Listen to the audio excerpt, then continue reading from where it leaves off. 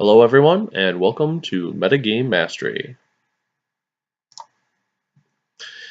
Today we are doing a live deck building of Ramos, the Dragon Engine, on your screen for Commander and Elder Dragon Highlander. If you enjoy our content, check out our YouTube channel. We have a great deal more there. And please remember to like, share, and subscribe. Okay, so here goes nothing. First, we're going to take a look at Ramos. He's a 6-drop, 6 colorless mana, 4/4 legendary artifact dragon with flying. Whenever you cast a dragon spell, put a +1/+1 counter on Ramos for each of that spell's colors. Remove 5 +1/+1 counters from him, and you can add 2 of each color mana to your mana pool. Activate this ability only once per turn. So the idea here is that we're going to play multicolor spells. We're going to cast big spells and produce a lot of mana so that we can get value, because that's what it's really all about, right? In EDH, we're getting value. So the idea is to play 2 3-color spells, use +1/+1 counter synergies, and really crank up our mana production each turn. Our goal is to theoretically get pay 5 mana, get 15 mana worth of value every single turn. And I'm just going to update something here on our title screen. There. Okay. Now, we're going to do a deck building video here where you're going to be able to follow along with my thought processes and how I choose to pick the cards that we're using, card selection, and really if you guys have any tips, input, card suggestions. I have a preset pool of cards here, but if I really like them, they will eventually make it into my deck tech video, which I'll be posting on YouTube later on. Okay. So here goes nothing. Here is our commander, in case you didn't see him before. I'm going to put him right here. And then I have some ideas for the deck. Obviously, too many ideas, because isn't that the main challenge of deck building, especially in Commander? So we're going to go over some of them and whittle it down. I'm also going to skip doing the mana base, except for utility lands. Mana bases are super flexible based on your budget. You can go budget, ultra budget, and have like a slow mana base, or you can do ultra high budget and have a fast mana base. That'll be up to you as a deck builder. So one of the cards that I'm super stoked about is Mael's Aria. This is our out of nowhere kill condition, like just straight up win the game. It's 3 mana in Naya colors, red, green, white. Enchantment at the beginning of your upkeep. Put a +1/+1 counter on each creature you control if that creature has 5 power or greater. Then gain 10 life if you control a creature with power 10 or greater. Then win the game if you control a creature with power 20 or greater. So this is freaking sweet. We can just straight up win the game out of nowhere with Ramos Dragon Engine by putting +1/+1 counters on him. And this card alone is 3 mana for 3 +1/+1 counters on Ramos Dragon Engine, and we get that perpetual value every single turn of being able to put more counters on him gain more life, and eventually have that surprise kill condition in the event of a locked up board state. So that's pretty cool. That's my surprise kill card. In every EDH deck, you want to have, as a general rule, you want to have somewhere between 38 and 40 lands. Of course, there are exceptions. I have ramp decks with 50 plus lands. I have decks that have an ultra low curve and only have like 33 lands. So it really depends on the deck specifically. But typically, if you just want to have a nice balanced curve, I go for 38 lands. You also have to reserve a card slot for the commander, and then that leaves you 61 card spaces to put general cards in. I reserve 10 to 12 of those for mana ramp, 10 to 15 of those for removal, and then another 10 for card draw. Whatever's left all goes towards the deck's main strategy. So here's an example of one that I really like for Ramos because it's a lot of value. It's 3 colors, Mardu colors, red, white, black, instant. Crackling Doom deals 2 damage to each opponent. Each opponent sacrifices a creature with the greatest power among creatures he or she controls. So that's great. You're just getting rid of 3 creatures for 3 mana. It gets past indestructible, it gets past hexproof, it gets past all those annoying things, and it doesn't affect you, but it does put 3+1/+1 counters on Ramos when he's already in play. So I like that. That's super value, and that's going to go in our removal pile. I'm going to kind of sort this as we go, and based off those different categories. I typically like to have 5 single target removal spells, maybe a little bit more depending on my colors, and just so that I can break up combos at instant speed before they go off. I also like to have 5 to 10 board wipes in every single deck, just for the exponential value. That's a form of card advantage. Next up, this guy's going to be an all-star in the deck. He's Forgotten Ancient.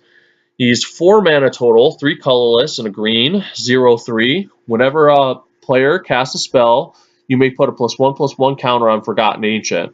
At the beginning of your upkeep, you may move any number of +1/+1 counters from Forgotten Ancient onto other creatures. So that's sweet. I mean, he's just going to grow and get value every time our opponents play stuff. And then we're going to go ahead and turn around and put those counters on Ramos' Dragon Engine.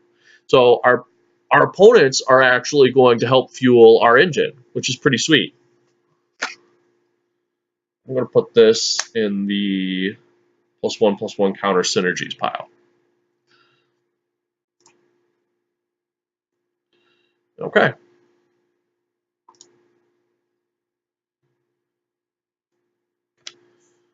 Next up, we have Vorel of the Hull Clade. This guy's freaking sweet. I run him in all my +1/+1 counter decks that he can fit the color identity for. He's 3 mana, 1 colorless, green-blue, 1/4, legendary human merfolk. Which is kind of cool if you're doing the merfolk thing, whatever. It's really more of a Kumina thing, though. It's super hyped right now. Everybody's playing that deck. You can pay a green and a blue and tap him to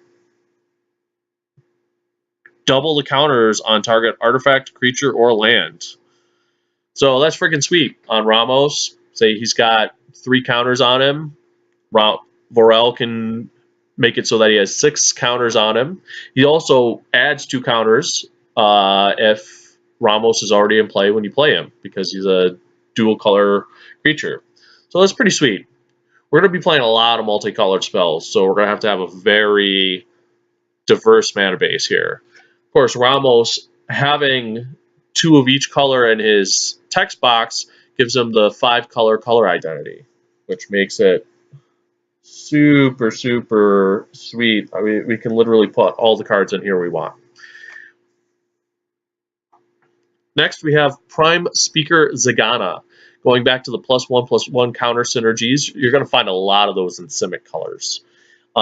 She's 2 colorless, green, green, blue, blue, legendary creature, Merfolk Wizard, 1/1 power and toughness to start, but when she enters the battlefield, you put +1/+1 counters on her, where equal to the greatest power among creatures you control. Pretty sweet. And also, when she enters the battlefield, you get to draw cards equal to her power. So she's going to be card draw. She's going to be another big body on the board. Super sweet +1/+1 counter synergy there. So I'm going to put this in the card draw category, just because that's specifically what we're going to be putting her in the deck for. Yeah, she can go tall, and that's awesome, but she's really there for her card draw ability. And then Felwar Stone is just straight up classic, 2-mana artifact. Tap, add 1 mana to your mana pool of any color that a land an opponent controls could produce. Obviously, not necessarily relevant in a monocolor deck, but in a 5-color deck where I can use literally every color of mana available, that's sweet. I mean, it doesn't even come into play untapped. Or tapped, I should say.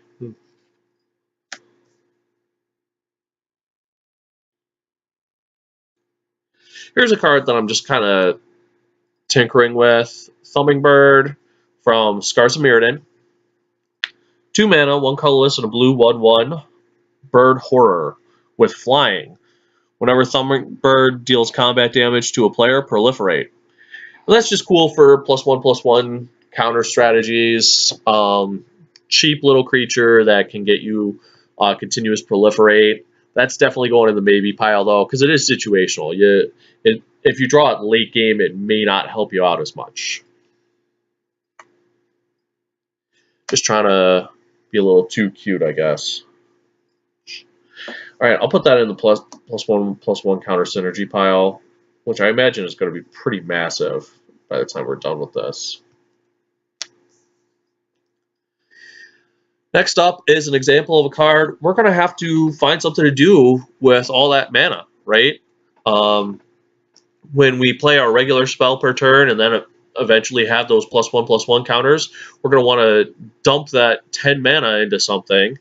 Here is Hour of Eternity. It costs XX, blue, blue, blue. So that's a little tricky because we'd have to have an additional blue mana set aside for this. It is a sorcery. You get to basically eternalize X number of creatures. So with this, I would be paying 1 blue mana and 5 +1/+1 counters to get to eternalize 4 creatures out of. Let me make sure that it's out of my graveyard. It's kind of a win more card. This one's definitely a maybe. I've just been looking for a use for this card lately. Kind of sweet looking, isn't it? Eternalize is a really good mechanic. Scarab God sweets, so I'm always looking for something to do with Eternalize, but that probably won't make the cut, in all honesty. All right. Next up, we have Golgari Signet, classic, 2 mana artifact. Pay 1 colorless mana, tap it, add a green and a black to your mana pool. Color fixing, mana ramp, no downside. Same thing goes for Gruul Signet. Only with this, you get to add red-green to your mana pool. And basically, we are going to add all of the signets. I didn't realize I had them all clumped together like this, but that's probably for the best, right? We'll just build up our mana ramp here. Now, they're not necessarily the best mana ramp cards, but they're definitely not the worst either. They give us color fixing. They give us They give us mana ramp that comes into play untapped. So all in all, they're good value cards, which makes them pretty high contenders for what we're looking to do with this deck. They're still coming though. Look at this. It's nuts.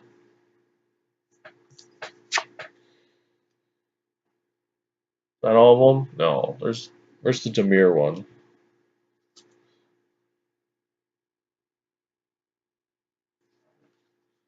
I'm missing one more.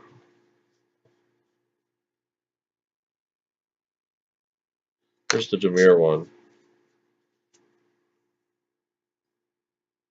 Demir Signet.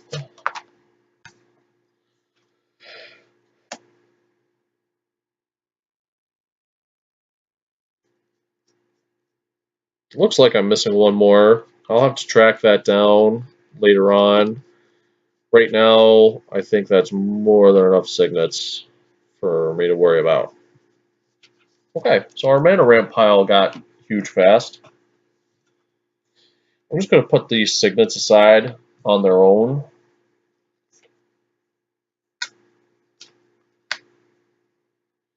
And I'm going to make a separate pile for this as well. This is going to be my massive mana dump section. Okay. The purpose of this video is just to go through the sort of mentality when I build an EDH deck, the thought process I use, the evaluation system. Sometimes I do factor in quadrant theory. That's really something I use much more in drafts than EDH, but it's a factor now and again. I'll bring it up if that's what specifically sways me on any particular decision. All right, so on to 5-color mana ramp. A good card for that is Darksteel Ingot. 3 colorless mana, artifact, indestructible, tap, add 1 mana of any color to your mana pool. Great for a 5-color deck. Nothing flashy, not super efficient, but it's durable and it fixes for everything. Can't really argue with that. Next up, we have Commander Sphere. It is 3 colorless mana, artifact, tap, add 1 mana of any color that matches your commander's color identity to your mana pool. You can sacrifice it to draw a card. So this one's cool because just like Darksteel Ingot, it taps for 1 of any color, ultimate color fixing. It is mana ramp. And on top of that, if I don't need the mana anymore, it's card draw. So like that card a lot of value there, especially in a 5-color deck. Everflowing Chalice. This is something we can dump mana into. It costs 0 itself for this artifact, but it has multi-kicker too. And then when it enters the battlefield, you put a charge counter on it for each time it was kicked. Then it has the continuous activator ability of you can tap it to add 1 colorless mana to your mana pool for each charge counter on it. So that's something I could dump into it, make it a 5. I could dump 10 mana into it, make it tap for 5. Yeah, that sounds iffy, doesn't it? Maybe not in this deck, because by the time I'm cranking out that mana, I should basically be winning the game. On the other hand, Astral Cornucopia is pretty sweet. This one is XXX, artifact. Astral Cornucopia enters the battlefield with X counters on it. Choose a color, add 1 mana of that color to your mana pool for each charge counter on Astral Cornucopia. I love that card. Not only is it 3 mana for an artifact that will tap for any color, but I can also dump 10 mana into it later and have it tap for 3 and have 1 mana left over, because that's a total of 9. Or we can just or we can dump even more mana into it. Either way, it's very flexible. It does exactly what I'm looking for and more on top of that. So I like it.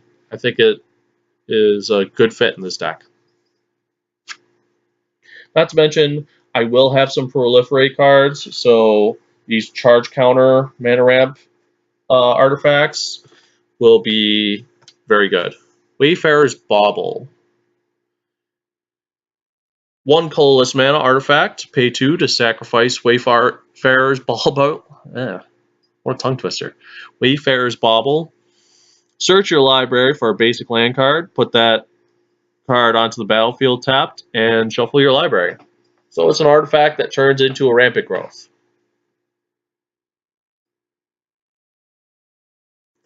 I mean, it's colorless and it's color fixing, which is cool. It is technically mana ramp. It's just not as exciting as some of the other ones. But depending on your meta, a lot of metas frown on land destruction, and they also have a crap ton of artifact hate. So if you're in a meta, a play group where people just destroy artifacts all day long, but they generally leave lands alone, this is probably a very good alternative. I don't know that I'll run it though. We'll see. This one I'm going to love for the deck though. Crystalline Crawler. 4 mana, artifact creature construct with Converge. Crystalline Crawler enters the battlefield with +1/+1 counter for each color of mana spent to cast it. At any time, you can remove a +1/+1 counter to add 1 mana of any color to your mana pool, and you could also tap it to put a +1/+1 counter on it. It's a 1/1 creature base. So this plays into our +1/+1 counter synergies, but at the same time, it's also potentially a huge mana ramp. I mean, it's a mana battery that I can just dump all the mana into later, or we can grow it with Proliferate. We can grow it itself. So it's it also taps for mana of any color, effectively. That's pretty sweet. This is going to do really well in the deck.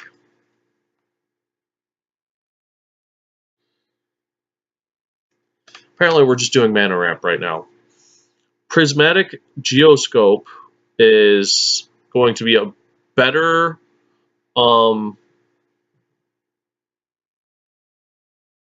Gilded Lotus in this deck. It's 5 mana for an artifact. Prismatic Geoscope enters the battlefield tapped, but it has Domain, which is such a throwback to the old Invasion block. I was super stoked when they printed this card back in 2016. Tap, add X mana to in any combination of colors to your mana pool, where X is the number of basic land types among the lands you control. That's great, especially if you've got the shock lands or straight up duels, or even if you're running Zendikar lands or bicycle lands, which is pretty sweet. If you're running a 5-color deck, this is 5 mana, tap for 5 mana. That's awesome. That's great value. Great value. And color fixing on top of that.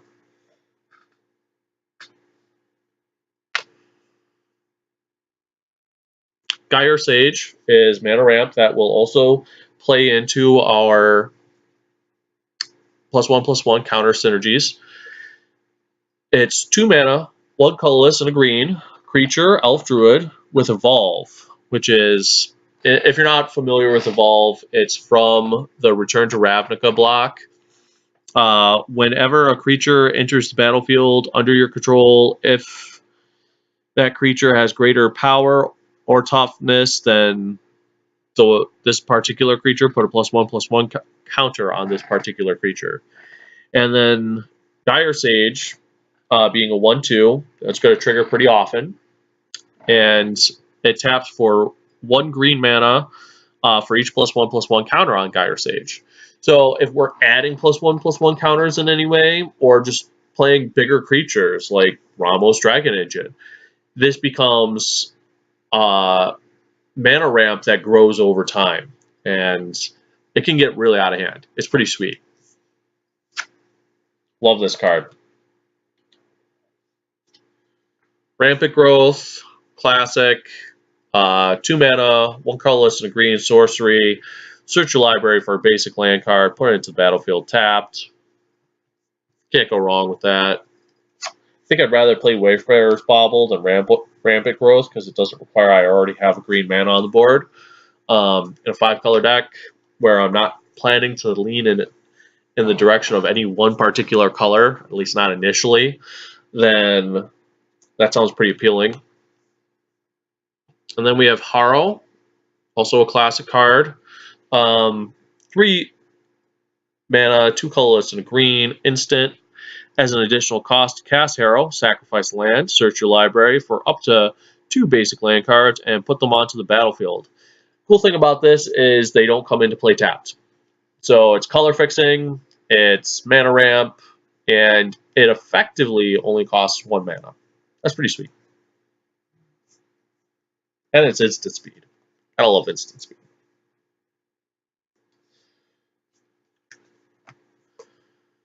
We got a ton of mana ramp options here. Basalt Monolith, 3 colorless mana artifacts. It does not untap during your untap step.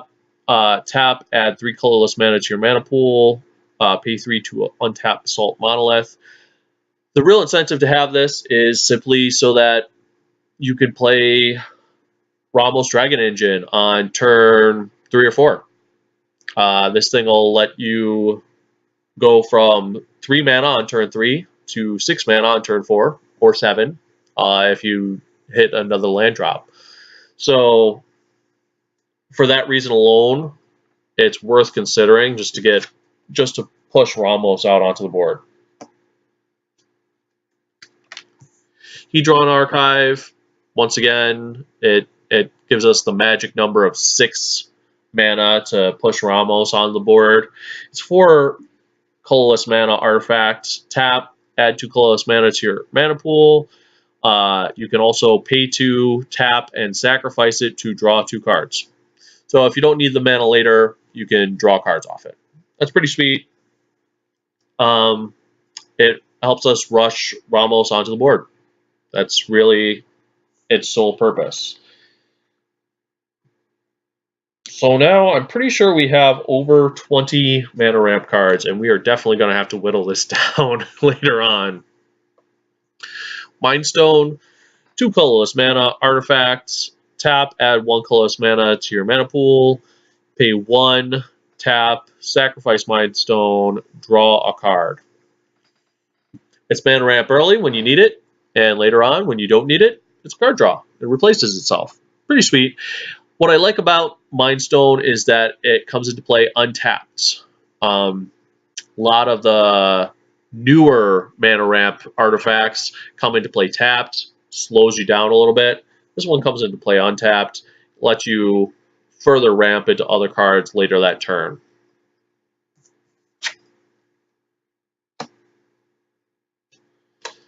And the classic Soul Ring, as the professor would say, because Soul Ring. It's 1 colorless mana artifact. Tap it, add 2 colorless mana to your mana pool. Instant ramp. Comes into play untapped, just so fast. And allows us to play 4 drops on turn 2. I can turn this around and play another Mind Stone, play 5 drops on turn 2, maybe even get Ramos out on turn 3. That's pretty spectacular.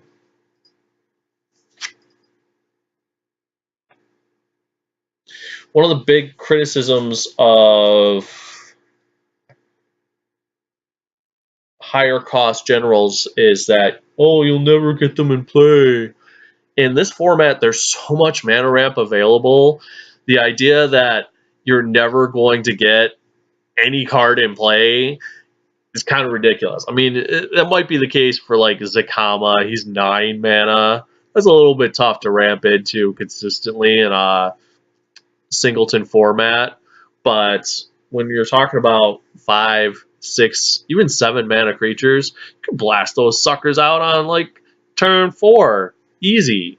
So I'm really not intimidated by the cost of Zakama, and that's why we're taking such a close look at all these various ramp spells to put in the deck. Next up, we have Fertilid. I like this because it plays into our +1/+1 counter synergy. Fertilid is a 0/0 elemental. He enters the battlefield with 2 +1/+1 counters. At any time, you could pay 1 colorless and a green, remove a +1/+1 counter from Fertilid. Target player, usually me, searches his library for a basic land card and puts it into the battlefield. Tapped. So he's a bunch of rampant growths. You pay 3 mana, get a 2/2, and at any time you can remove a +1/+1 counter on him to rampant growth at instant speed. That's awesome. And when we get more of our +1/+1 counter synergies, we can give him more +1/+1 counters. Good example is Forgotten Ancient or Varel of the Hulklade, and just continuously hit double land drops every single turn. That's going to get sick. So Fertilid, I like. He's not exactly going to blast Ramos onto the board turn 3, but at the same time, he is going to provide us mana fixing and repeatable source of mana ramp. I like that. Oh my god, I didn't realize I set aside so many mana ramp spells. Farseek. 1 colorless and a green, sorcery, search your library for a plains, island, swamp, or mountain card and put it into the battlefield tapped. Then shuffle your library. Because if we want another rampant growth. Of course, that doesn't get forest, but cool. Good for 5 color decks. Warren Powerstone. This is a 3 colorless artifact, enters the battlefield tapped, and at any time you can pay 2 or you can tap it to add 2 mana to your mana pool. Cool thing about this is if you play this on turn 3, hit your land drop on turn 4, that's turn 4 Ramos. I mean, it's a weaker Sol Ring, definitely, but I'd rather play a weaker Sol Ring than not have mana ramp at all. I like this card. Turn 4 Ramos sounds good to me. Or sooner, depending on whether or not I get, earlier mana ramp out. I could probably crank that out turn 2 and get turn 3 Ramos. I'm okay with that too. Okay, so now I've got some X spells coming. These are potential places that I can dump the mana that I'm going to be getting off Ramos Dragon Agent. Because the idea is I'll play something for 5 mana, get 5 counters on Ramos, and then immediately turn around and get 10 mana for that. Getting 15, the value of 15 mana off of 5 mana every single turn. Enchanting Melody is X blue. So off of Ramos, that would be 8. Sorcery, gain control of target creature with converted mana cost X. So it's a way for me to just straight up steal someone's up to an 8 drop. That's pretty sweet. Unlike Mind Control or Control Magic, it can't be disenchanted. It's just my creature. It's pretty good. Pretty good. I think I'm not a big fan of sorcery speed steel cards, but I think this will do better in Ramos than most other decks that I put together. So I'm definitely considering it. I'm going to put this with Hour of Eternity. I like this better than Hour of Eternity for the deck. Next up is Dominate, which is X1 blue instant speed. So you already have my attention. Gain control of target creature with converted mana cost X or less. With Ramos, that would be 7. So instant speed, steal someone's 7-drop or less. Permanently for the rest of the game. I like that. I like that a lot. I would probably put this in over Enchanting Melody, but if I need the additional removal or additional outlets for us to use Ramos's mana, then I'll definitely keep that in mind. Next up, we have Conflux, 3 colorless, Wooburg, that's all 5 colors, sorcery, search your library for a white card, a blue card, a black card, a red card, and a green card. Reveal those cards and put them into your hand, then shuffle your library. So it's just a 8 mana, 5 color spell, tutor for 5 cards. It's pretty sweet. It's card advantage. It gets me all the combo pieces I'll ever need. It's a great mana dump for Ramos's 10 mana that he produces, and it replaces itself by putting another 5 +1/+1 counters on Ramos. So all around, this is a must-have for this Ramos deck.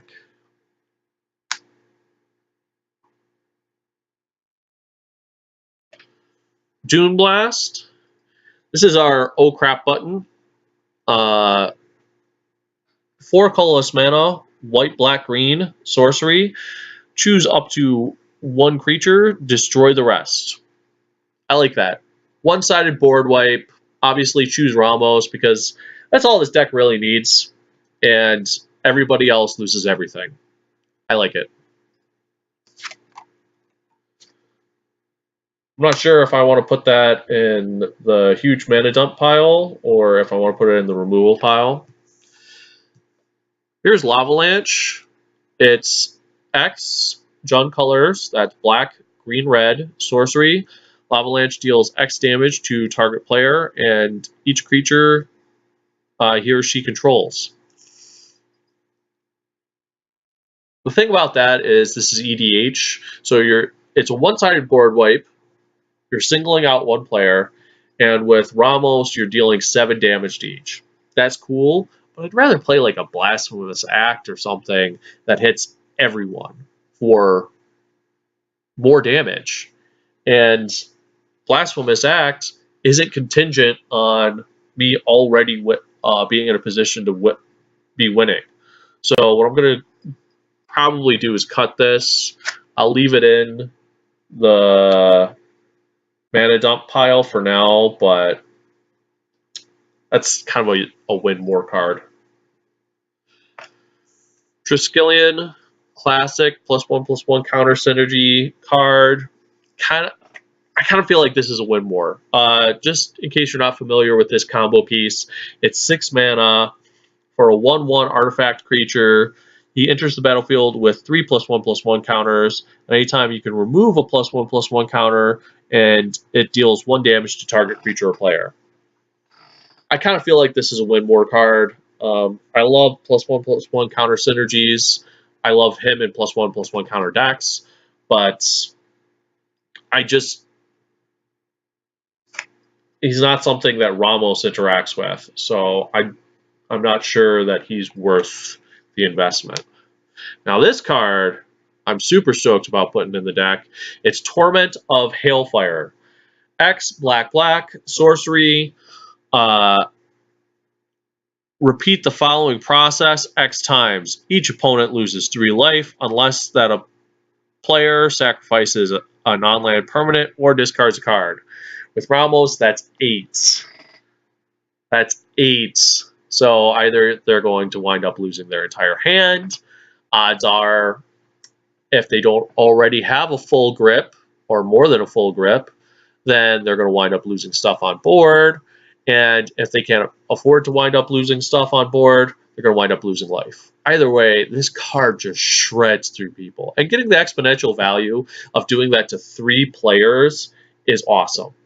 So I'm really looking forward to using this as not only removal, but a great way to just really devastate my opponents.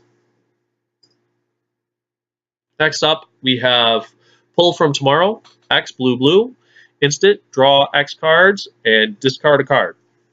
With Ramos, now this is just a generally good card, right? If, say, I'm having a hard time getting off the ground, then this is going to be something that allows me to, recover, draw into the gas I need. But with Ramos, that's 8 mana blue blue, and that's draw 8 cards, discard a card. Basically, I have a whole new grip.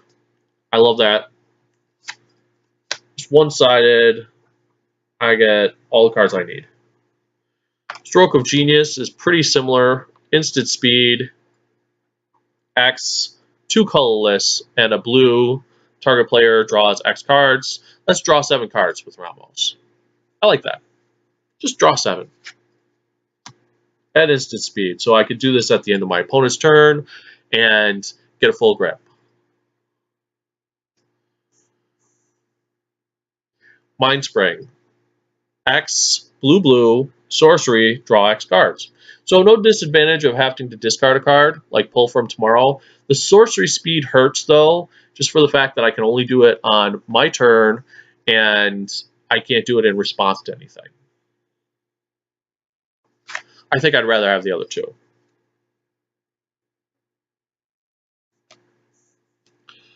Urban Evolution is just a classic limited card. Pay 3 colorless mana, green, blue, sorcery, draw 3 cards. You may play an additional land this turn. Straight up value, right? You get to mana ramp and draw 3 cards. If I'm in a position where I'm coming up just 1 mana short of being able to drop Ramos, this draws me into the gas I need. So it's not overly flashy, it's just value. Fathom Mage. We're going back to the +1/+1 counter synergies. 4 mana, 2 colorless, green blue, 1/1, human wizard with evolve. Whenever a +1/+1 counter is placed on Fathom Mage, you may draw a card. That's pretty good. Just being able to draw a card every time I play a creature that's bigger than a 1/1 or a 2/2 or a 3/3, depending on how many counters she already has on her. But having that repeatable card draw engine, and then when we get to more cards like Forgotten Ancient or Varel of the Hullclade or even Mael's Aria that can put +1/+1 counters on her, I'll be able to continue that process of just getting more and more and more cards over time. Sweet card.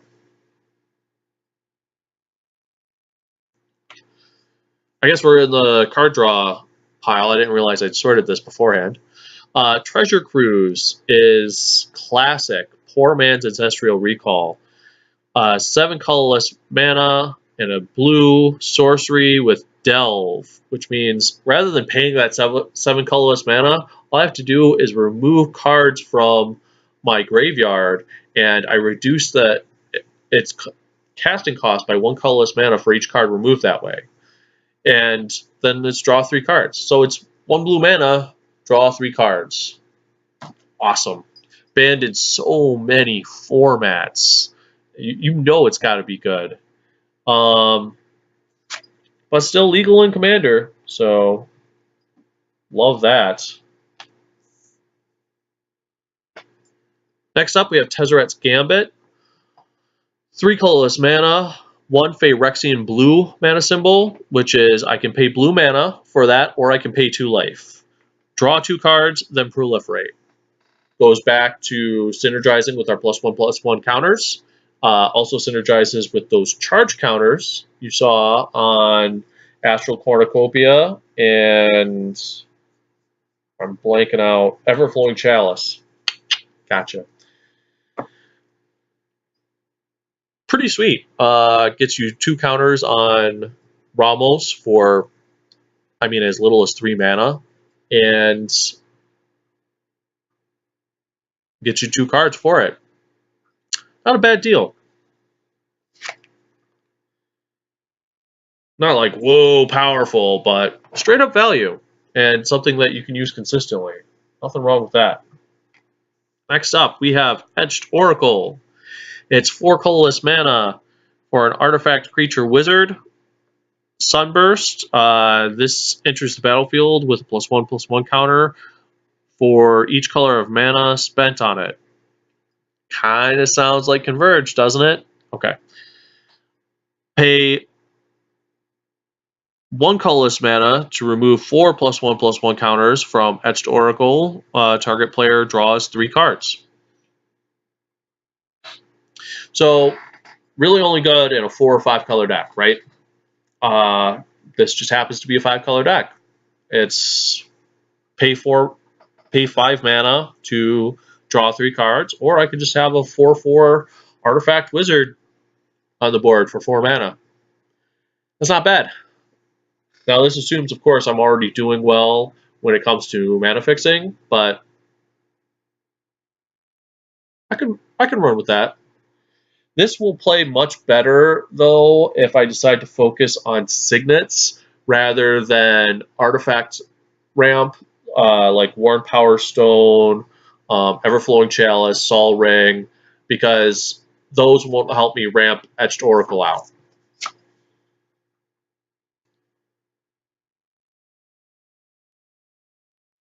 All right. Putrefy. 1 colorless, black-green instant, destroy target artifact or creature. It can't be regenerated. Just versatile. Good value card. 3 mana, destroy an artifact or creature. Can't argue with that.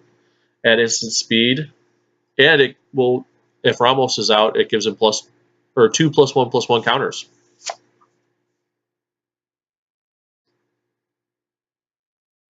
Crosus's Charm. Now, if you remember back in Invasion Block, before there were the Shards of Alara, they had Dragon Legends of each of the Shard color schemes, and Crosus was the Grixis colored Dragon Legend. They also had charms and lands and a variety of things that tied into those Dragon Legends. This one in particular is blue, black, red, instant, choose 1. You can remove target permanent or return target permanent to its owner's hand, or destroy target non-black creature. It can't be regenerated, or destroy target artifact. So, bounce spell, destroy non-black creature, so Doomblade, bounce spell, Doomblade, or destroy target artifact, shatter. That's 3 really good modes, and if Ramos is in play, that's 3 +1/+1 counters on top of all that. That's good value. This is going to be a really good card in the deck.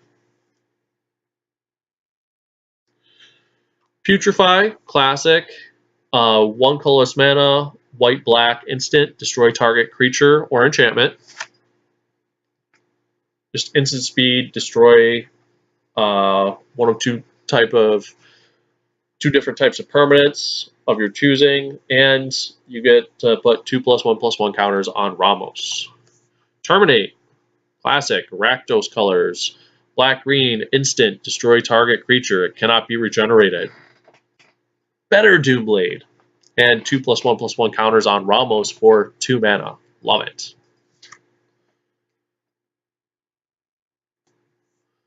Merciless Eviction. You're going to notice that there are a lot of modal cards. When you can run 5 mana, why not run all the modal cards? Merciless Eviction is 4 colorless, white-black, sorcery, choose 1, exile all artifacts, exile all creatures, exile all enchantments, or exile all planeswalkers. Whatever's giving me problems right now. Merciless Eviction gets rid of all of it. Thumbs. Thumbs. Good versatile card. Same thing goes for Utter End. 2 colorless mana, white-black, instant, exile target non-land permanent. Just no downside. Just what is that? What's bothering me over there? Oh, it's gone. And it's an instant speed, so being able to break up combos before they have a chance to go off is super important. Bring to Light is a card that I really like in this deck.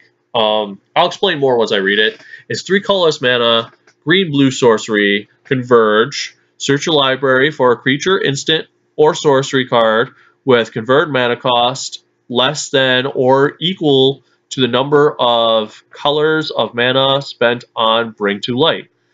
Exile that card, then shuffle your library. You may cast that card without paying its mana cost. Okay, so it's a tutor for any creature, instant, or sorcery card of 5 mana or less in a 5-color deck, right? And you get to play it for free. That's sweet, right? I pay 5 mana into it. I get a 5 mana spell out of my deck, or less. And what I love about this is you get to cast that as well. So I can go ahead, cast this, get 2 +1/+1 counters on Ramos, search up a 5-color spell, cast that for the same 5 mana, get another 5 +1/+1 counters on Ramos. Then I could dump 5 of those +1/+1 counters on Ramos, still netting 2 on top of everything. That's a profit of 2 +1/+1 counters. And get another 10 mana to play something out of my hand. That's friggin' sweet.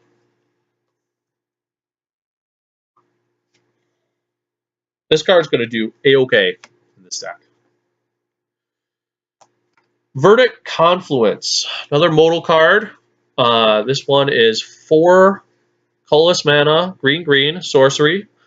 Choose 3. You may choose the same mode more than once. Put 2 +1/+1 counters on target creature. So we can put up to 6 +1/+1 counters on Ramos. And also gets 1 from casting this. So that's up to 7 +1/+1 counters. Return target permanent card from your graveyard to your hand. So sort of a limited regrowth ability, being able to bounce something, draw something back from the graveyard. And we can do that just once and still get 5 +1/+1 counters on Ramos, which is the magic number we need. Or we could also just get 3 cards back from our graveyard. That's pretty sweet too. And then search your library for a basic land card, put it onto the battlefield tapped, then shuffle your library. Mana fixing. Sweet. You got mana fixing, ramp, card advantage, and +1/+1 synergies all in one card. This is the perfect card to put in our Ramos Dragon Engine deck. Put that in the +1/+1 synergies pile, even though it really does everything for us. Atraxa, Praetor's Voice. If you played with the 2016 Commander decks, you should be familiar with this. This is the most sought-after commander by far from that set. It's green, white, blue, black, so it's the redless commander. 4/4, Legendary Angel Horror. Flying, Vigilance, Death Touch, Lifelink. Almost Acroma-esque with all of the keywords there. At the beginning of your end step, proliferates. If you're not familiar with proliferate, I mentioned it earlier in the video. It's a mechanic from Scars of Mirrodin block. You choose any number of permanents and or players with counters on them and give each another counter of that kind. So if it has a +1/+1 counter on it, you can add 1. If it has a charge counter on it, you can add 1. If they have poison counters on them, you can add one. It's just a sweet way to grow value over time. So she's 4 colors. That's 4 counters on Ramos, and then at the end of turn, she gives him another counter, bringing us to the magic 5 counters, getting us that 10 mana bump. Love it. Or if she's already in play, she just continues growing them. And you've got the value of having a flying, vigilance, death touch, lifelink creature on the board. Can't argue with that.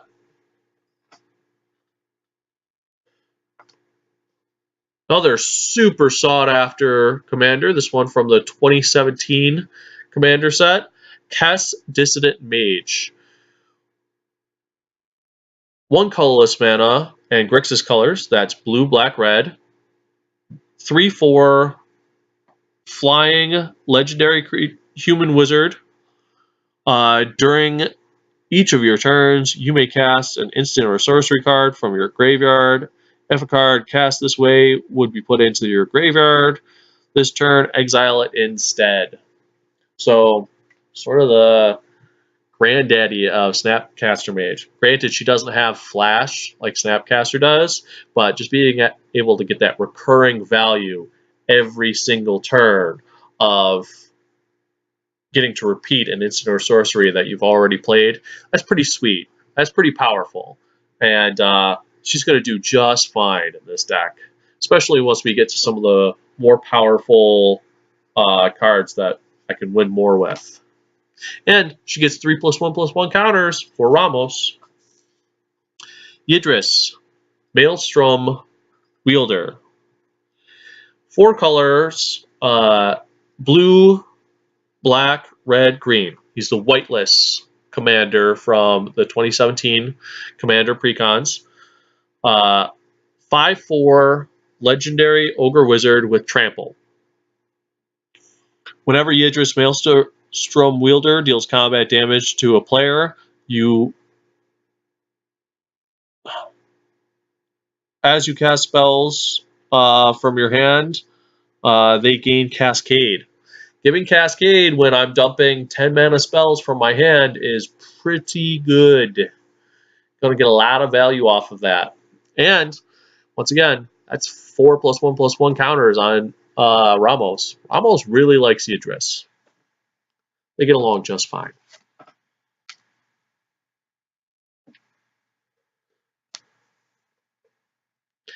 Abzan Charm.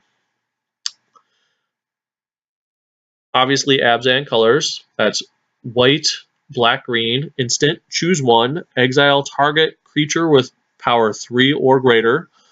Or draw a card. Draw 2 cards and you lose 2 life. Or distribute 2+1/+1 counters among up to 2 target creatures. So, with Ramos, that last mode is you get 2+1/+1 counters plus the 3 from the 3 different colors this spell is. That's 3 mana for 5+1/+1 counters. Great on Ramos. Or 3+1/+1 counters, draw 2 cards, lose 2 life. Good value there. Or it's a creature removal. Exile target creature with power 3 or greater. And Commander, odds are you'll have a few targets. And you get the 3+1/+1 counters. This is a really, really synergistic card that does a little bit of everything we need. It's removal, card draw, and +1/+1 counter synergies. Awesome.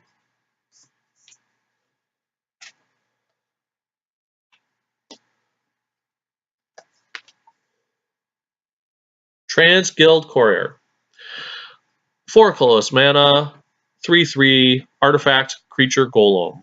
Transguild Courier is all colors. So guess what? It's 4 mana for a 3/3 artifact creature that also gives +5 or 5+1/+1 counters to Ramos. Value.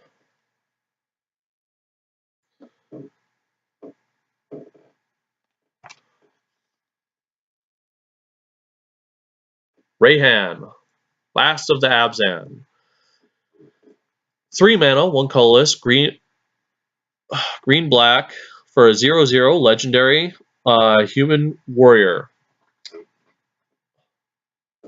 Rayhan, last of the Abzan, enters the battlefield with 3+1/+1 counters on it.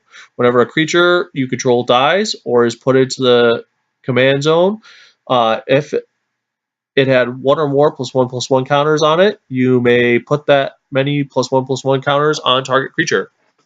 So that's sweet. This gives us the ability to not lose value on any of those +1/+1 counters on any of the creatures we've been talking about so far.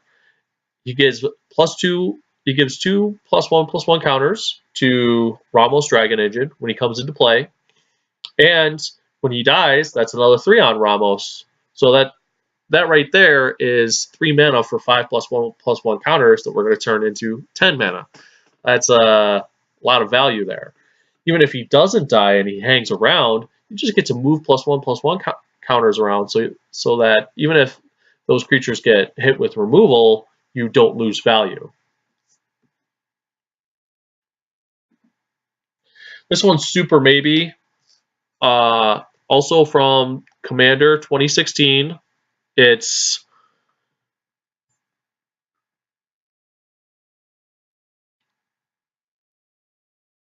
yeah. It's those two guys. They are the Blacklist Commander. They're red, green, white, blue for a 2/8 legendary human soldier. At the beginning of your end step, draw a card. Each player may put a land card from their hand onto the battlefield, and each player who didn't draws a card.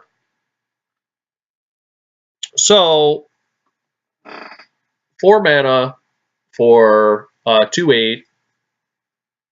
It's not super exciting. It's kind of an interesting wall.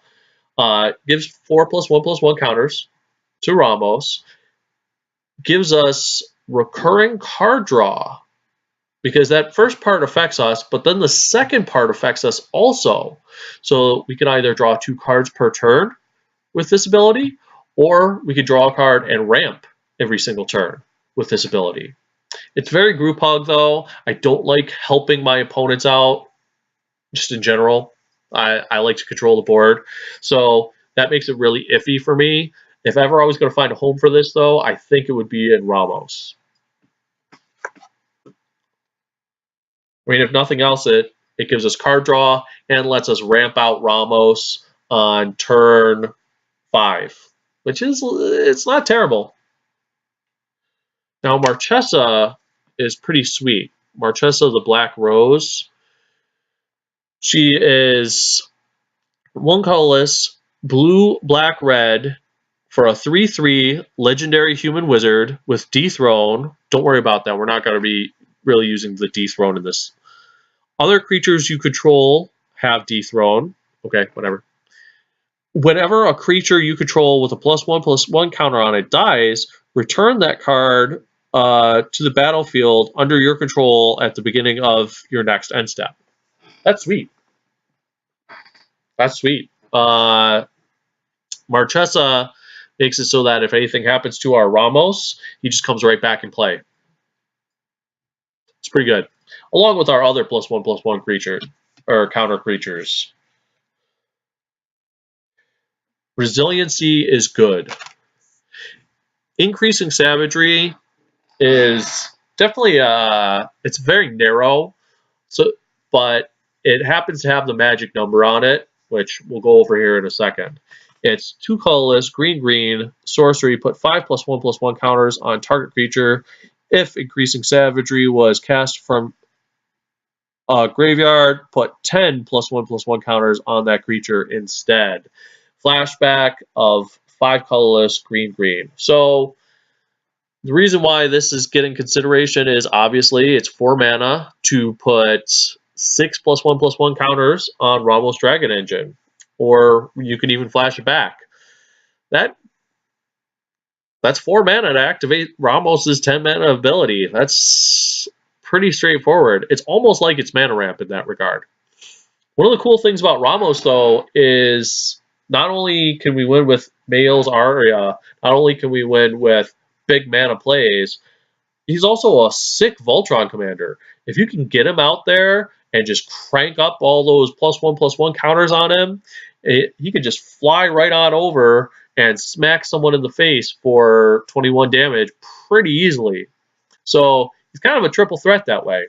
He produces mana for us. He's a value engine. We have that surprise kill condition with Mael's Aria, and on top of all that, he's a Voltron commander, just dealing 21 damage. Put an end to them.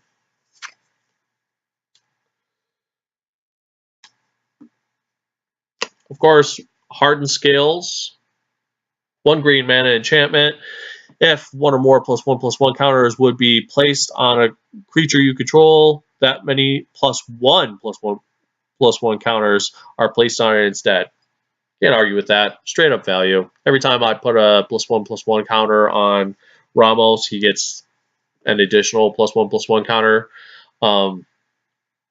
That of course, if I play a 3-color spell and he gets 3 +1/+1 counters, this makes it so he gets 4.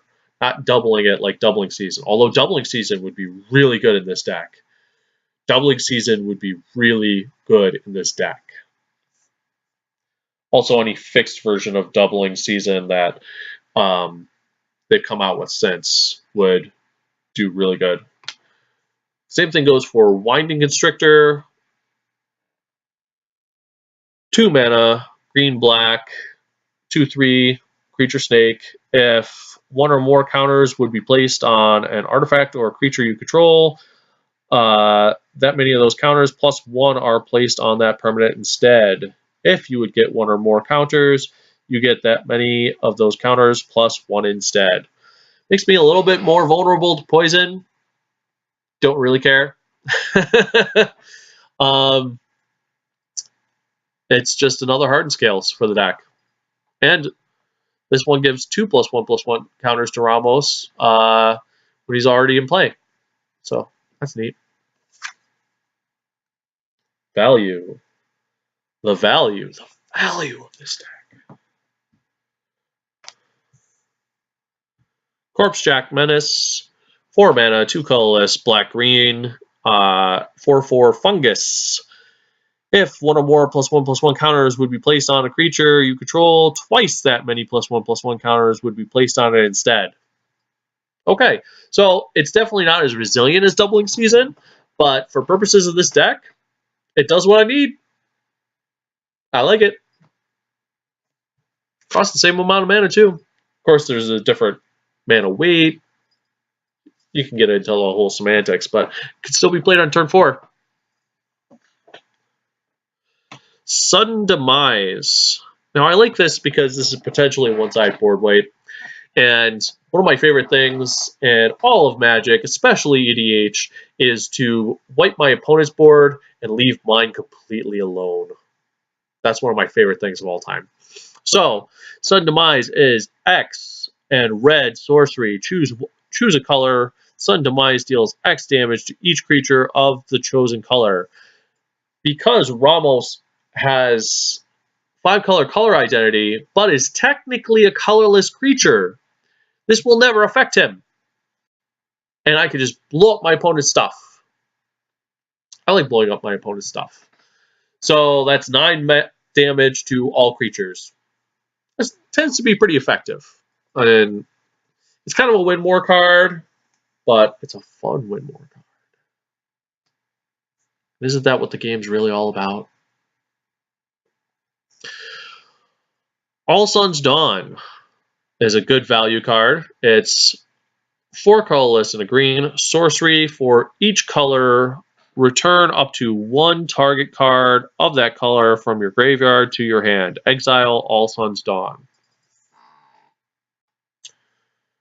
Just regrowth. 5 cards. I like it. I like it.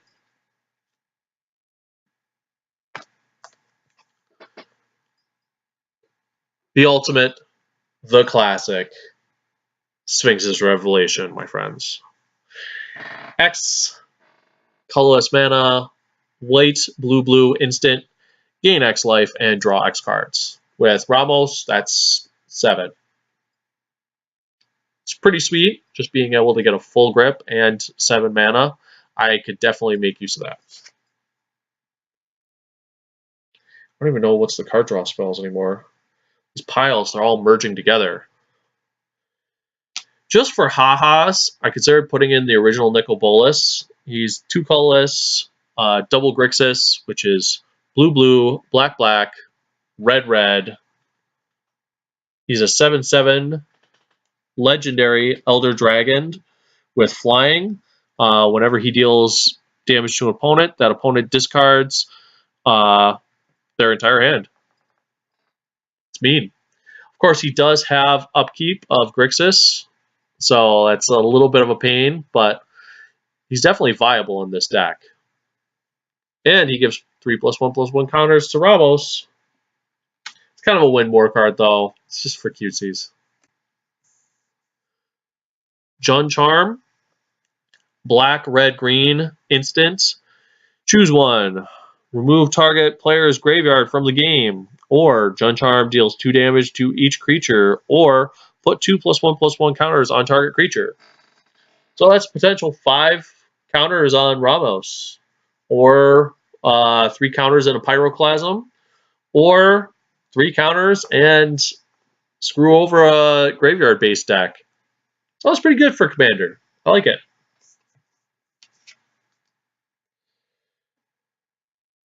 Fusion Elemental.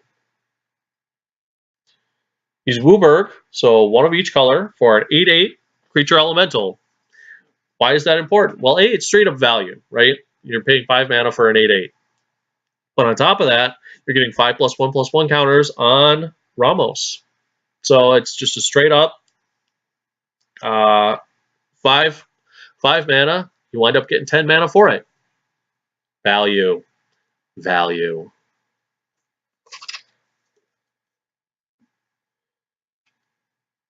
Now we're getting into the good stuff.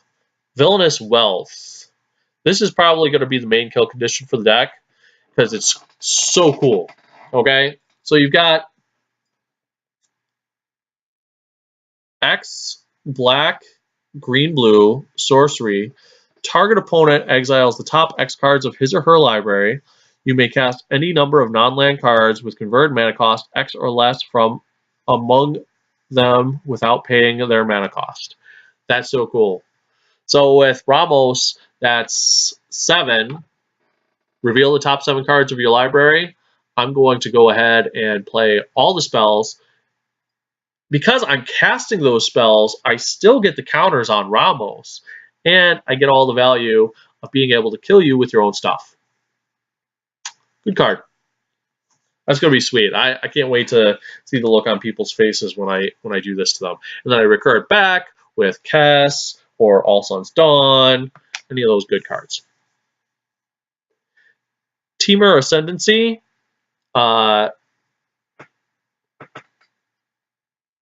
This is green, blue-red enchantment. Creatures you control have haste. Whenever a creature power 4 or greater enters the battlefield under your control, you may draw a card. This one gives 3+1/+1 counters to Ramos when it enters the field, or when Ramos enters the field. He has haste and you get to draw a card. At the same time, I don't think this is a good fit for the deck. I don't know why I put this in here. We're just going to nix that for now. Because we're not really creature heavy. I mean, we've got a few. We've got Corpse Jack Menace. We've got Fusion Elemental. We've got Yidris and Atraxa.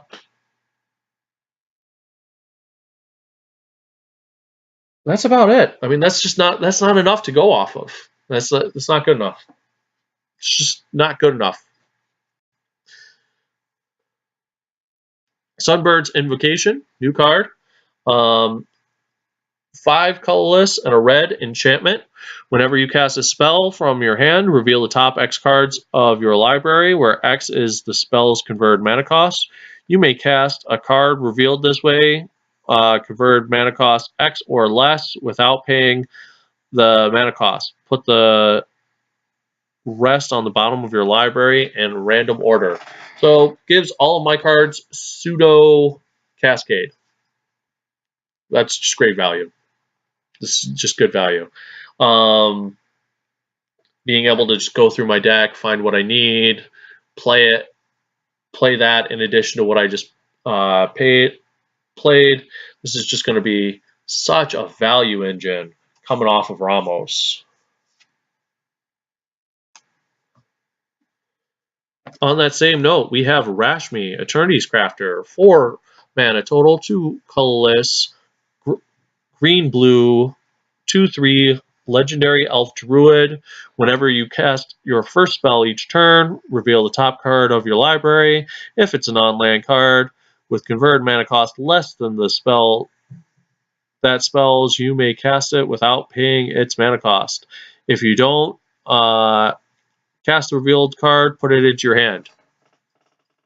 So it's card advantage, it's pseudo cascade, it is value, and it is welcome in Ramos the Dragon Engine. Okay, probably our best place to put all of Ramos's mana is Door to Nothingness. 5 colorless artifacts. It enters the battlefield tapped. You can pay double Wooburg, which is what Ramos gives us. Tap it, sacrifice Door to Nothingness. Target player loses the game. Just that guy. That guy right there. He gone. I don't care what his life total is. He gone. I like it.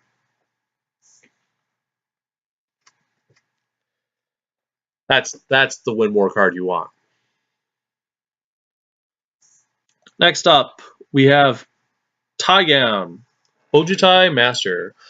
4 mana total, 2 colorless, white, blue, 3/4, legendary human monk. Instant, sorcery, and dragon spells you control can't be countered by spells or abilities.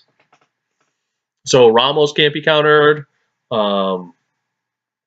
Villainous Wealth can't be countered. Basically, all our X spells are protected, because that's the worst thing, is when you dump all this mana into an X spell and someone just says counter spell. Having this guy out makes it so that I never have to worry about that. That's just super valuable in this type of deck. He also has, whenever you cast an instant or sorcery spell from your hand, if he attacked this turn, that spell gains rebound. Don't really plan on using that much. Just his static ability is more than enough. Okay. This is just becoming a pile of cards at this point. We're going to have to start whittling this down. Legacy Weapon. The classic from Apocalypse.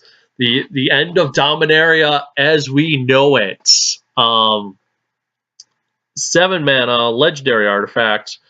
Wooburg, remove target permanent from the game. If Legacy Weapon would be put into the graveyard from anywhere, shuffle it into your library instead. Awesome. Just repeatable, exile that, exile that, exile that, removal. Just awesome. Heck, you can even start exiling your opponent's lands if you really feel like being mean. Awesome card. Now, I'm not sure I'm going to use this one, but Fist of Suns. 3 mana artifacts. You may pay Wooburg rather than pay the mana cost of spells that you cast. So, I mean, we do have some pretty expensive cards in this deck so far. This doesn't work for X spells, and it doesn't work for and a lot of these other spells it doesn't work for. I don't know if this is going to make the cut, but building a Wooburg deck, I would be remiss not to include it as a potential possibility. All right, what else have we got here? Utility lands, of course, you're going to want a command tower. Taps for 1 of each color in this deck, no downside. Ash Barrens, if you're going the domain route, which I do believe we will with this deck. Hope you got yours in the 2016 Commander Precons. They're due to recent Pauper play, they have skyrocketed in value to about $9 each. And you're going to want your random assortment of fetches.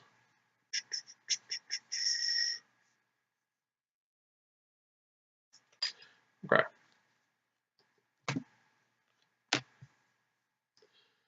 Next up, we have Lightning Greaves. Because Ramos is going to be such an integral part of this deck, he will be targeted a lot. So just giving him the ability to come into play and have Shroud is super invaluable. If you're not familiar with Lightning Greaves, it's probably the best equipment in Commander. It's 2 colorless mana, artifact equipment, equip cost 0, equipped creature has haste and Shroud. Awesome. Just awesome. Have this waiting, and then as soon as Ramos hits the battlefield, they have to respond at instant speed. Otherwise, you give him Shroud, and he is good to go. Can't be targeted. Swiftfoot Boots is kind of a fixed version of that, but I will still take it. It's 2 colorless mana, artifact equipment, equip cost 1. Equipped creature has hexproof and haste. So this is cool because we can still target Ramos with our +1/+1 counter cards, rather than him having to just generate his own. That said, it gives him haste, it gives him protection from spot removal. It's a good card to have in the deck. Classic you win card, Cyclonic Rift. You can play it for 2 mana, 1 colorless and a blue. Return target non-land permanent you don't control to its owner's hand, or you can overload it, which is 6 colorless mana and a blue. You may cast a spell for its overload cost. If you do, change text by replacing all instances of target with each. So anything you don't control goes back to its owner's hand. Sounds good. Classic win more card.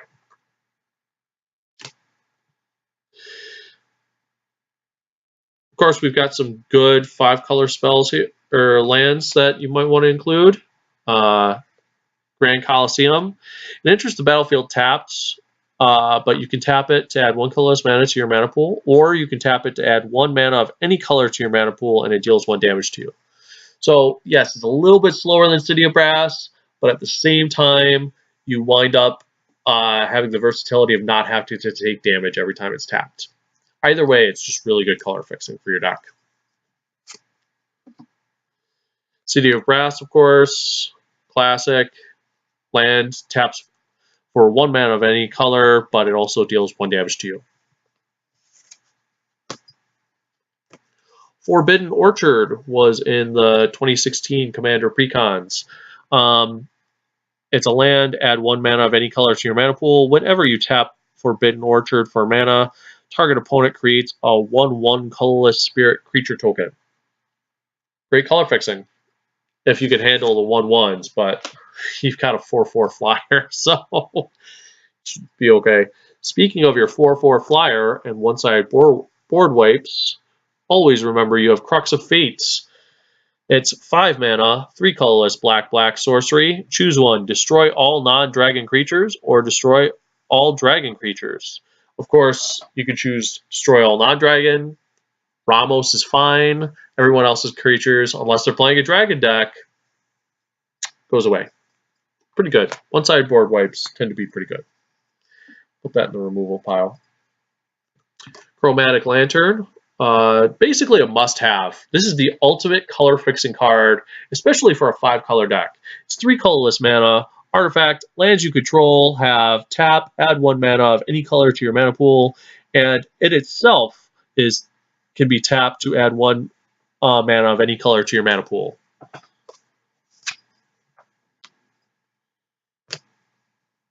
Next up, we have Cascading Cataracts.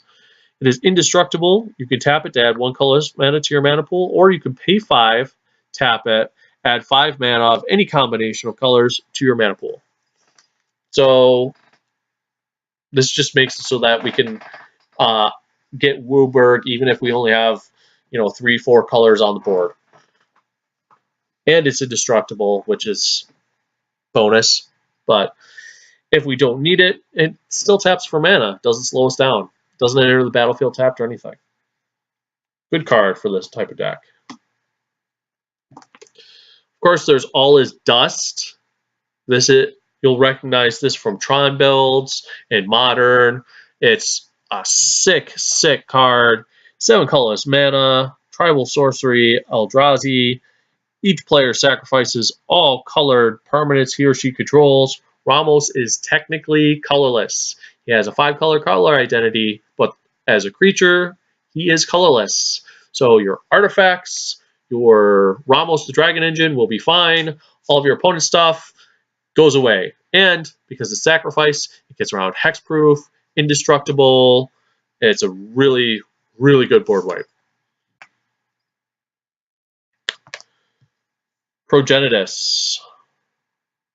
Double WUBRG is often called Progenitus mana based off of this awesome card. It is double WUBRG, white, white, blue, blue, black, black, red, red, green, green, 10/10 legendary Hydra avatar with protection from everything. If Progenitus would be put into a graveyard from anywhere, reveal it and shuffle it into your library instead. Sweet. Not quite as overpowering in Commander. Still vulnerable to board wipes. You see a ton of those in Commander, but the ease in which you'll be able to get this guy into play, he'll be a great blocker, he'll be a great attacker. He does it all. He's protection from everything. I mean, it says it all, right?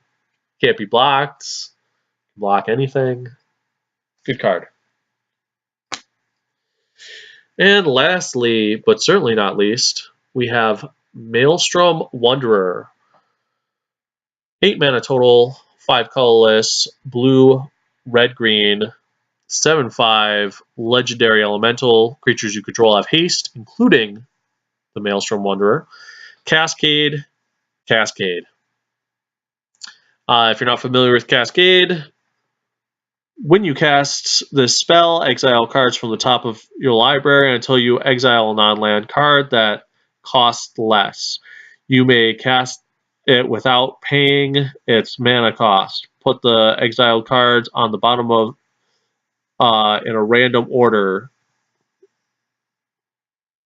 on the bottom of your library. Anyways, then with this card, you get to do it again. That's a lot of value. So it gives everything haste. You get to play this, get 2 7-drops out of your deck, 7 drops or less out of your deck, and just boom, boom, boom value. So he's going to be a welcome addition. Now we've got tons of cool ideas. Comes the challenge of whittling it down. Whittling it down to 61 cards. This deck is actually going to be a little bit more challenging because of the modal nature of the cards. Many of them will fit in multiple categories. That makes them very appealing. Very, very appealing. So our goal, once again, is to run 38 lands and Ramos, which leaves us 61 card slots. We want to have approximately 10 ramp cards. We want to have approximately 10 removal cards, approximately 10 card draw cards, and then the rest can go towards our main strategy of +1/+1 counter synergies. So let's see what we've got here. Fortunately, at the end here, I got a little bit sloppy about sorting all this out.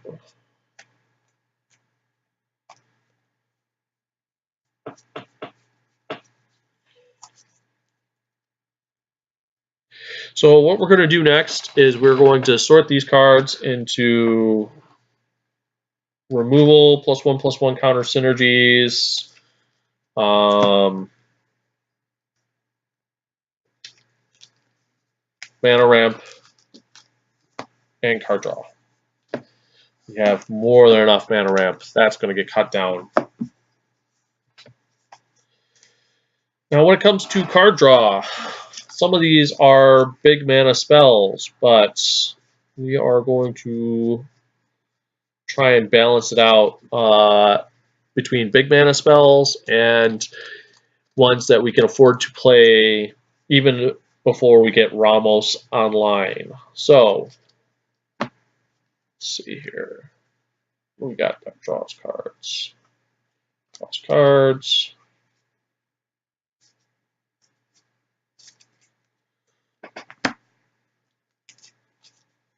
Just going to go through, make sure I don't have modal cards that would fit into this category mixed into another pile, because there are so many modal cards in this deck.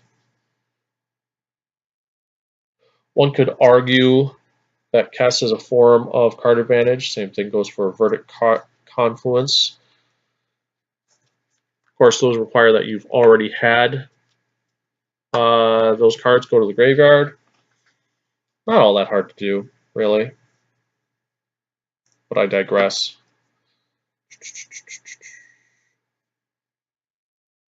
Conflux.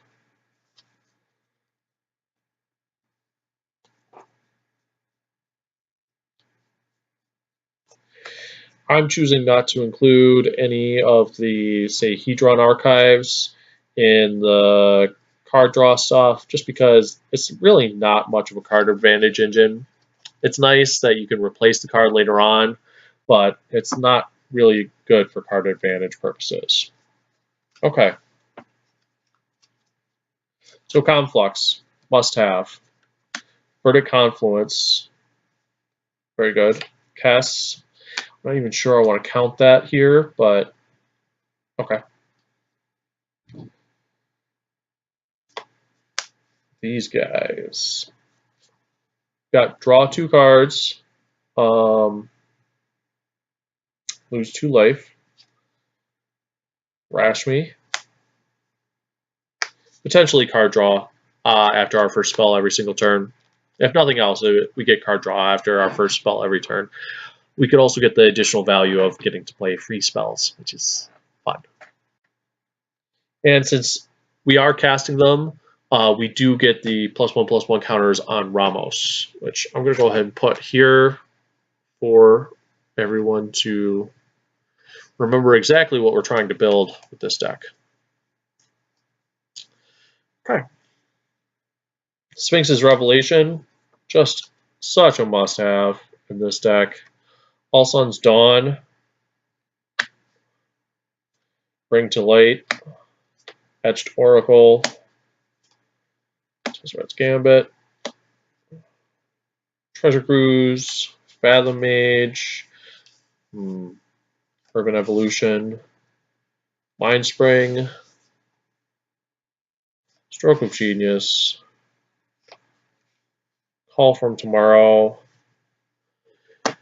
And what do you guys think about putting Prime Speaker Zagana in the pile of cards that we could play before we get Ramos going, or should we? Is she high enough casting cost that we really have to wait for Ramos? Here's the thing: we need to have a powerful creature on the board before we wind up playing her. So Ramos would have to be going, or we'd have to have Maelstrom Wanderer, Progenitus, Fusion Elemental. I'm going to put her in the card draw pile after Ramos, which is up to 6 cards right now. I'm fine with that being 6 cards. We just have way too many pre-Ramos card draw cards. So we're going to have to whittle that down. Urban Evolution is cute, but it is definitely a win war card that'll probably get cut. Just doesn't quite do enough. Tezzeret's Gambit is the same thing. It's a cute card, but it'll probably get cut.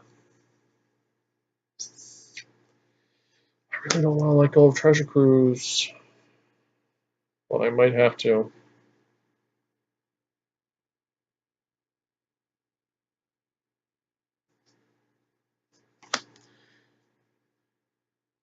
Treasure Cruise and Fathom Mage might be getting cut, and Etched Oracle might be getting cut as well.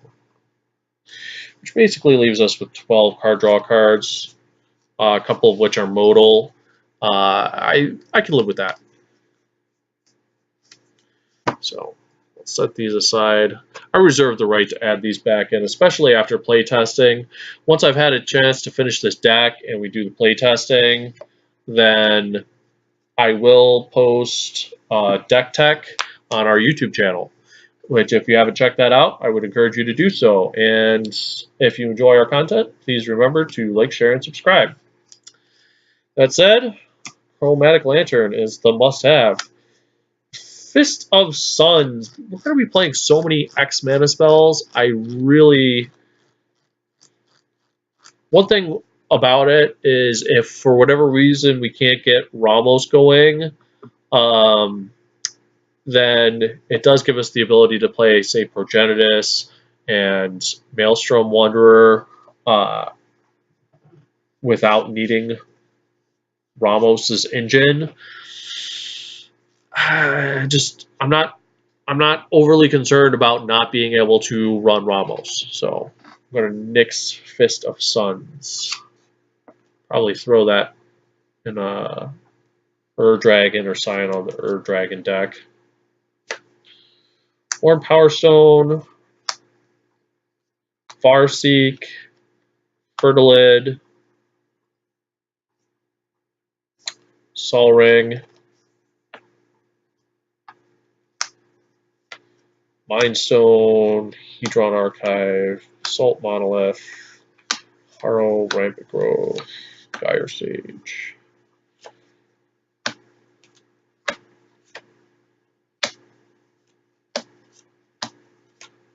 I'm going kind of fast here. I'm deciding which ones I want to keep, which ones I want to nix.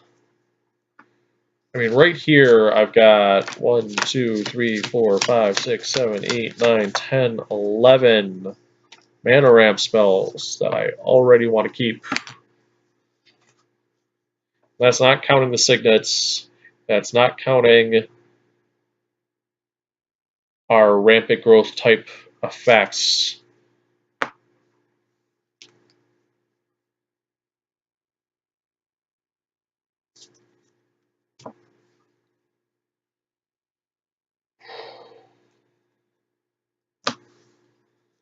So we'll come back to mana ramp, but for now it looks like I'm going with Chromatic Lantern, Warm Power Stone, Fertilid, Sol Ring, Salt Monolith, Prismatic Geoscope, Crystalline Crawler, Wayfarer's Bauble, Astral Cornucopia, Commander Sphere, and Felwar Stone. We'll come back to it though if I decide that I need to be more aggressive with my mana ramping.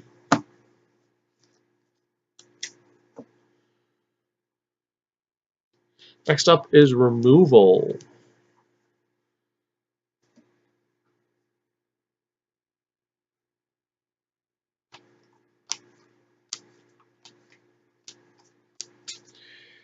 Removal is tricky because so many of these cards count as or have the ability to be removal as well. But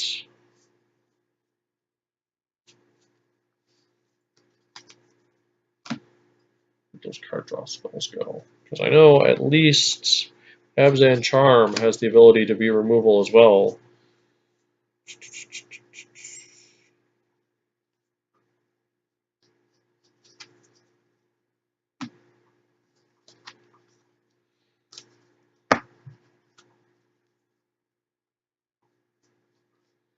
Alright, so the goal is to have at least 5 instant speed single target removal spells and 5 board wipes, minimum. I tend to put more in my decks. I like to have more, and that will probably be the case when we're done. Legacy Weapon, repeatable removal, Cyclonic Rift, best card in EDH.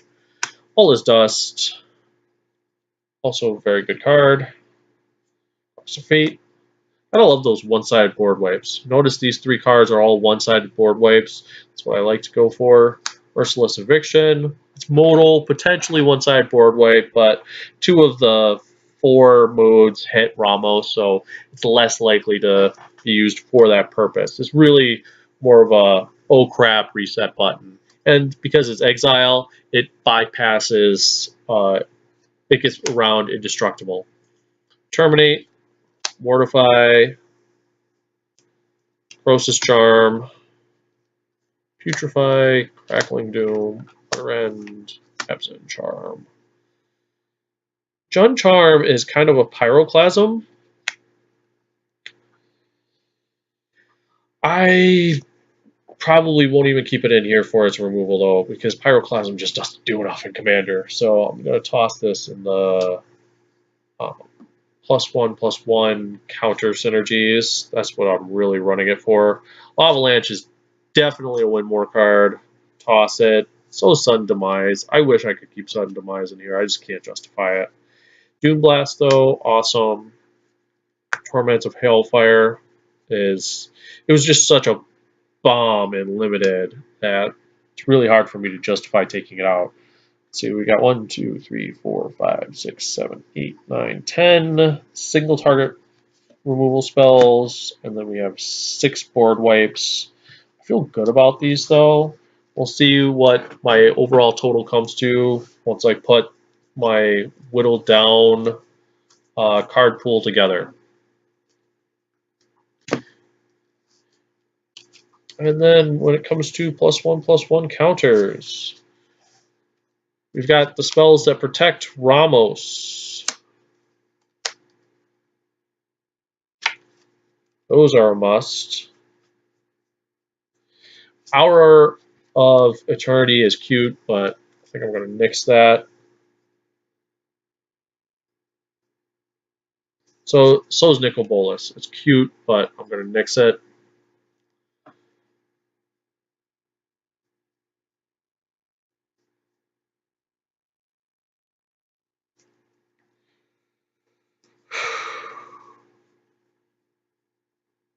Okay, so these are must-haves. Jund Charm, I really like. Maelstrom Wanderer. These are kind of our kill conditions. Fusion Elemental, it's good value. Corpsejack Menace. Increasing Savagery is probably going to get cut. Same thing goes for Traskillion and Thumbing Bird. Probably all going to get cut.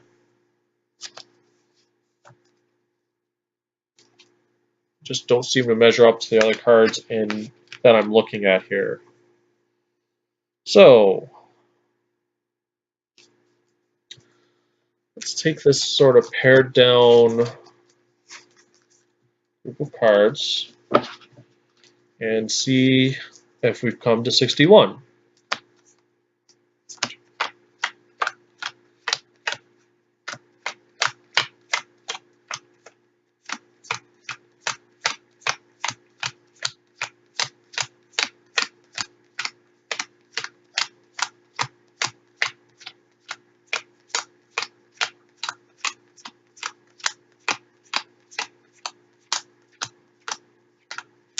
We actually have room for 2 more cards. We are at 59 cards here. So let's do this. Let's do our mana curve. Cyclonic Rift is 7 mana. All's Dust is 7 mana. 5 mana on Crux of Fate. Let's move the reject pile out of the way.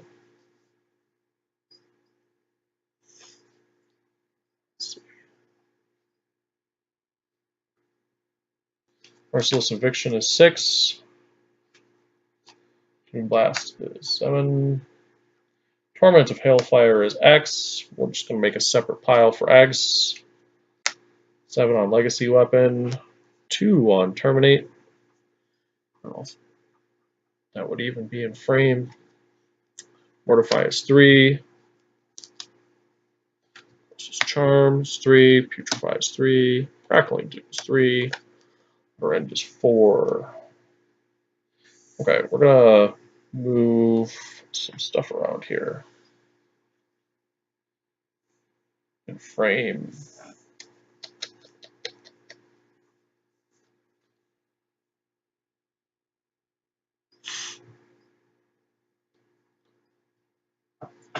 Switch views here real quick. Make sure that I'm framing this right.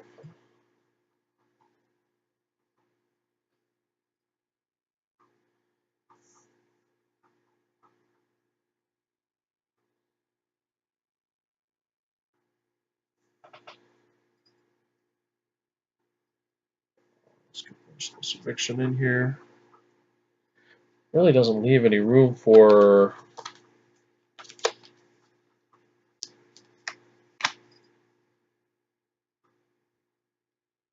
one drops, which we will have some of.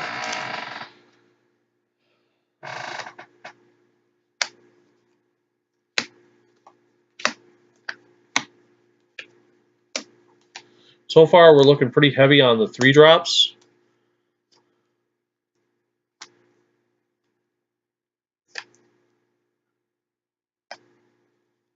And light on the rest of our curve. 3 drop is pretty low for Commander, though.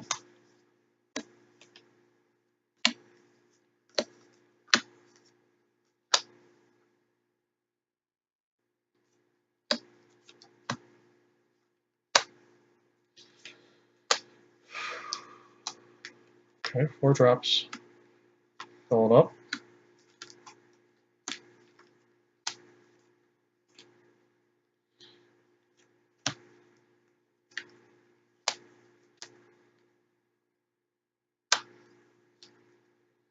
Ten mana.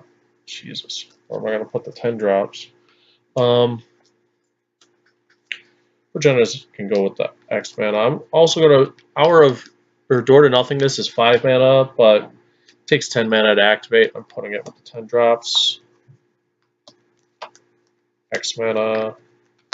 4 drop.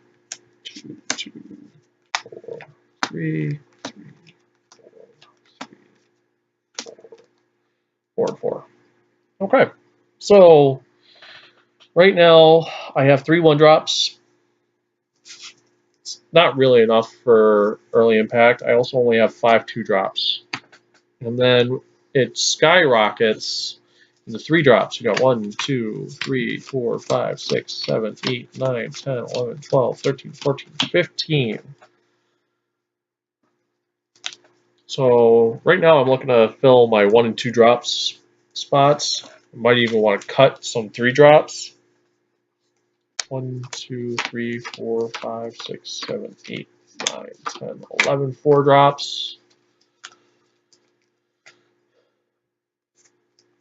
1, 2, 3, 4, 5.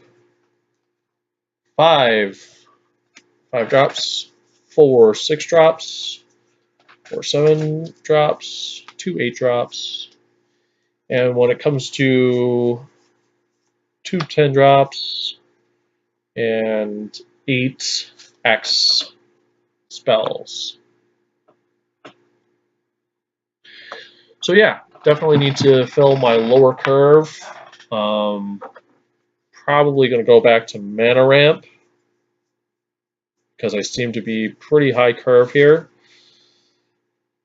And the first thing I'm going to fish out, let's take a look at some of these 3 drops.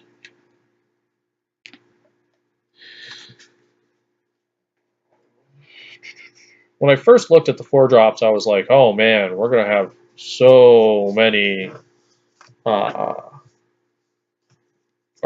we're not going to have enough 4 drops. Now we've got 11 4 drops in the deck. I want to bring down my curve a little bit. I want to keep the 3 colored spells as well. So what do we got here?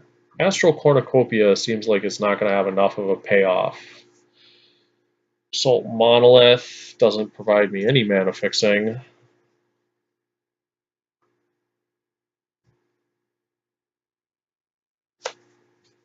Or does Worn Power Stone?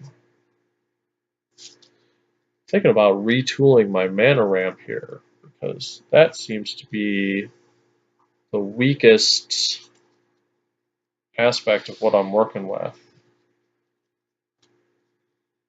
Let's see.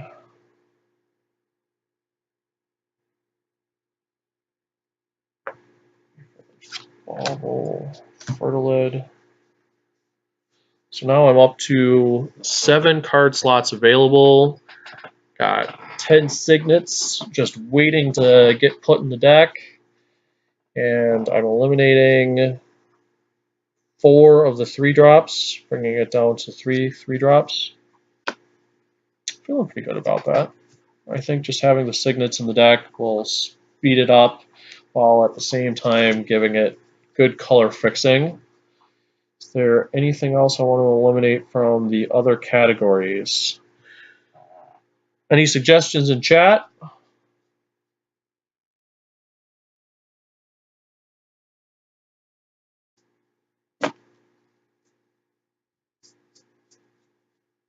Maybe Transguild Courier. 8 spots available for up to 10 signets.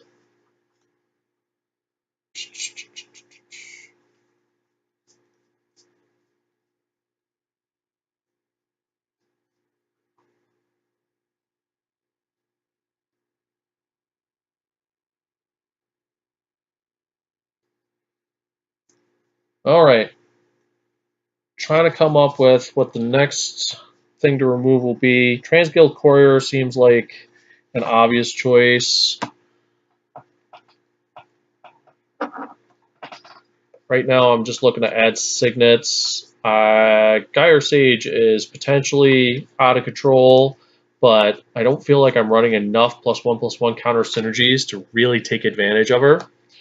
Darksteel Ingot is 3 mana, so it's in that 3 mana spike in our mana curve, but I don't feel like it has enough payoff.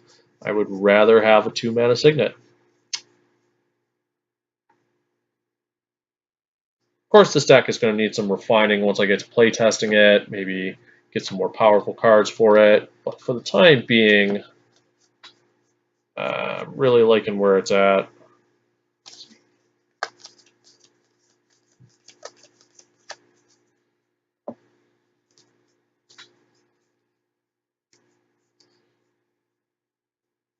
Is there anything else I want to cut here to put 2 more signets in the deck so I can have all 10? Make it nice and easy. Do I want to cut Yidris, Maelstrom Wielder? Do I want to cut Mindspring, for example?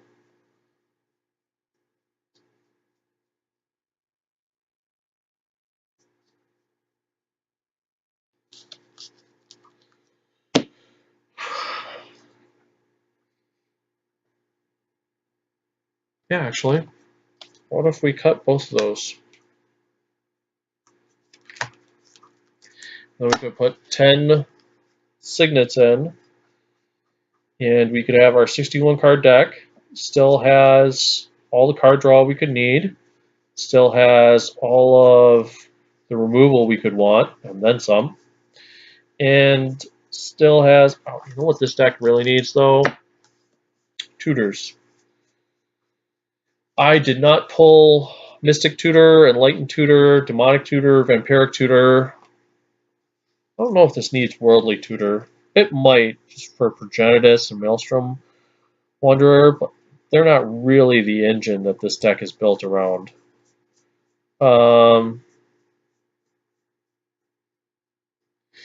yeah, Mystic Tutor, Enlightened Tutor, Demonic Tutor, and Vampiric Tutor would be great in here just to pull our door to nothingness, to pull our Villainous Wealth. So those are worth running in the deck. I know I've got other tutors in the deck. I've got Bring to Light. I've got Conflux. They're not the same though. They're not They're not super fast, super efficient. I can't play those spells and play my combo finisher on the same turn in most cases. Although Ramos Dragon Engine will provide opportunities. So right now I'm just going to call it that. Wrap this video up. When it comes to your 5-color mana bases, it tends to be pretty flexible based on your budget. But if you did enjoy our content, check us out on YouTube, Facebook, Twitter, and remember to like, share, and subscribe. Thank you for joining us for our live deck building for Ramos Dragon Engine.